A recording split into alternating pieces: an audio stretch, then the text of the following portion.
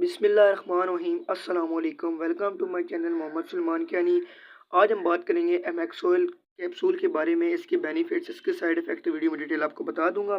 Video शुरू करने से पहले आप सबसे एक छोटी सी रिक्वेस्ट है कि मेरे चैनल को सब्सक्राइब कर दें, वीडियो को लाइक कर दें और बेल आइकन को प्रेस कर दें ताकि मेरी हर नए आने वाली वीडियो आप तक इजीली पहुंच सके।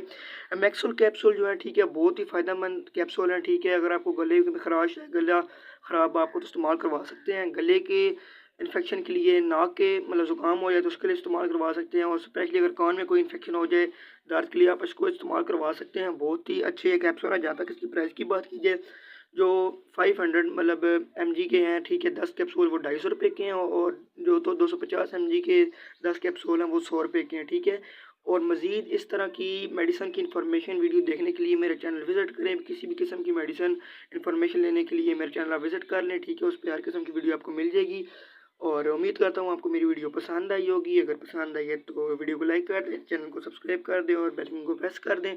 इंशाल्लाह मिलते हैं अगली वीडियो में। इतनी देर के लिए अल्लाह हाफ़िज़, अपना ख्याल रखिएगा।